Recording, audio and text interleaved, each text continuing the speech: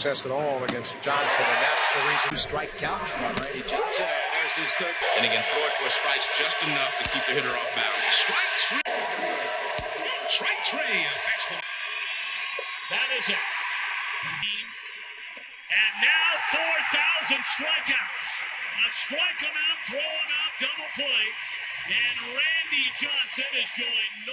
여러분 뇌리 속에 가장 압도적인 피칭을 한 좌완 투수는 누구인가요? 다저스의 아이덴티티 클레이튼 커쇼, 가장 완벽한 피니스 피처 톰 글래빈, 역사상 가장 빠른 공을 던진 체프먼. 많은 투수들이 있겠지만 그럼에도 MLB 역사상 단 한 명의 좌완 투수를 뽑으라면 이 선수를 선택할 수밖에 없을 겁니다. 타자에게 결코 자비를 베풀지 않았던 랜디 존슨입니다.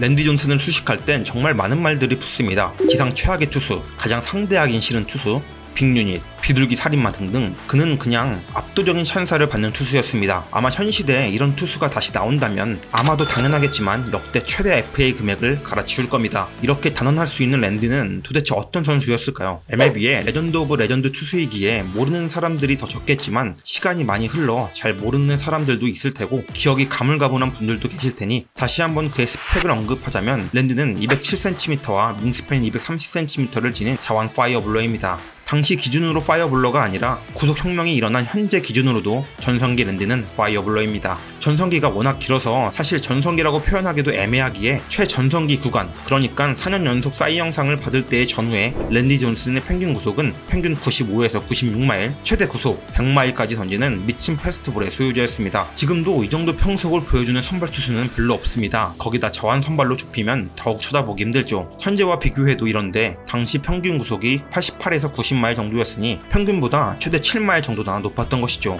당연하겠지만 그 파괴력은 가히 상상 초월이었다고 할 수 있겠습니다. 그리고 단순 공만 빠른 게 아니라 그의 패스트볼은 사실상 그 어떤 선수보다 까다로운 각도와 포인트를 지니고 있었습니다. 랜디 존슨은 자신의 긴 리치를 활용한 사이드암으로 공을 던졌는데 가뜩이나 흔하지 않은 자완 파이어볼러에다가 더 흔하지 않은 자완 사이드암 투수, 그냥 인간 자체가 변수 덩어리라고 할 수 있는 존재였죠. 심지어 커리어 초반에 제구력이 좋지 않을 땐 좌타자들은 타석이 들어서기가 무섭다고 할 정도로 그의 볼끝은 무섭고 또 매서웠습니다.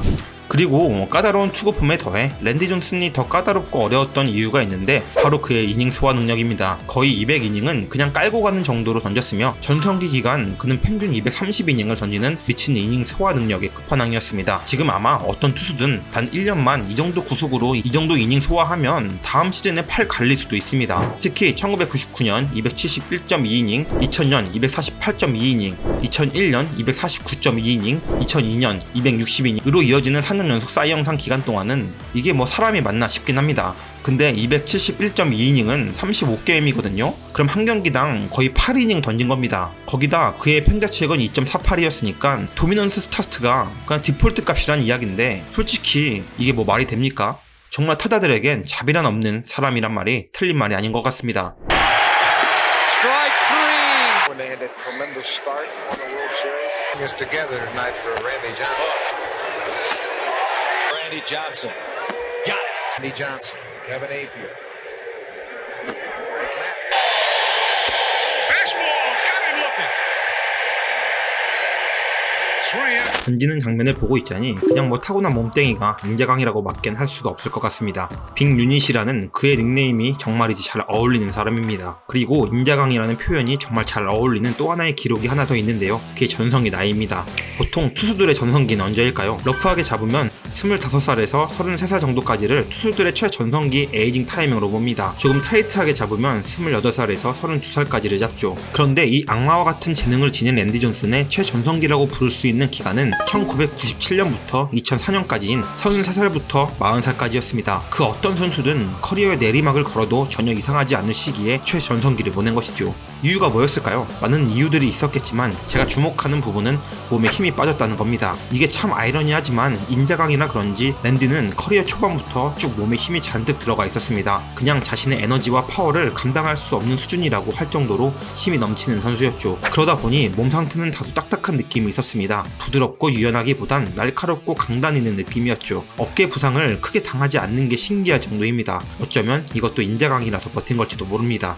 물론 랜디 존슨은 커리어 초반부터 본인의 이런 문제점을 잘 파악하고 있었고 여러 사람들과 많은 대화를 지속해서 나눴다고 합니다. 메커니즘을 항상 개선하려 노력했었던 것이죠. 물론 그렇다고 한 번에 바로 되진 않았습니다만 차근차근 개선해 나가고 있었습니다. 그러던 중 1996년 그의 허리 부상으로 대부분의 경기를 치르지 못하고 재활에 매진하게 됩니다. 그리고 그때 그는 확실히 자신의 피칭 밸런스와 신체 밸런스 그리고 메커니즘을 확립했던 것으로 보입니다. 스트라이드 폭은 줄이고 몸의 쏠림은 막고 팔의 스윙은 더 간결하게 진행했죠. 타이슨의 복싱을 하기보단 알리의 복싱을 하는 것처럼 보다 유려한 방식으로 조정을 하게 됩니다. 그리고 이런 변화는 성공적이었습니다. 더 이상 몸에 과도한 에너지를 쓸 필요가 없어지게 되죠. 타고난 인간에게 무공을 전수한 것 같이 그는 그때부터 정말 날아다닙니다. 채찍같이 휘둘러져 나오는 팔과 단단히 지켜주는 코어 그리고 빠른 회전력은 그의 구속을 지켜주고 흔들렸던 제구력을 단단히 고정시켜주게 됩니다. 커리어 전반기인 시애틀에선 9이닝당 블랙 개수가 3개에서 6개까지 좋지 않았던 것에 비해 애리조나 시절부턴 1개에서 2개대로 상당히 안정적인 제구력을 갖게 된 것이죠. 뿐만 아니라 그의 완성된 메커니즘은 그의 슬라이더를 한층 더 강력한 무기로 만들어줍니다. 빅 유닛의 전천후 무기 슬라이더는 그렇게 탄생한 것이죠. 0-2. Yes. That's it. San Diego. The ball gets Pitch to Edgar on the way. Swing and a miss. He struck. That is it. 2 to Larkin. Strike. Check swing. Now, here's one more, by the way. And there it is. 보시다시피 그가 던지는 슬라이더는 마치 잘 벼른 검처럼 날카로움을 지닌 전가의 보도와 같았습니다. 자완통산 탈삼진 1위, 전체 탈삼진 2위, 4년 연속 300 탈삼진, 트리플 크라운 2회, 퍼펙트 게임 달성, 20K 탈삼진 경기 모두 역대 최고의 슬라이더라는 그의 진정한 무기가 없었다면 힘들었을 겁니다. 좌타자에겐 7푼의 타율도 허락하지 않는 이 슬라이더는 그냥 지옥 그 자체였습니다. 같은 각도로 우타자에겐 백푸스로 들어오는데 그의 96마일 패스트볼과 똑같은 각도, 똑같은 팔스윙으로 오다가 절반이 지난 시점부터 바닥으로 꽂아지는데 우타자 역시 또 다른 의미로 지옥이었다고 할 수 있습니다. 이렇게 날카로운 각도뿐 아니라 카운트를 잡는 보다 큰 각의 슬라이더 역시 상당히 좋았으며 타자들의 타이밍을 빼앗는데 아주 주요하게 활용했죠. 그리고 백도어 슬라이더 역시 주요 패턴으로 활용했는데 타자들에겐 이 백도어 슬라이더는 눈뜨고 코 베이는 느낌을 들게 만드는 마법과 같은 로케이션이었습니다. 이게 역대 최고의 슬라이더 투수이자 단 2개의 구종만으로 역대 최고의 좌완 투수 자리에 오르게 만든 그의 슬라이더입니다. 별거 없어 보인다고요? 원래 명품일수록 거창하지 않습니다. 그냥 퀄리티가 모든 걸 대변하죠.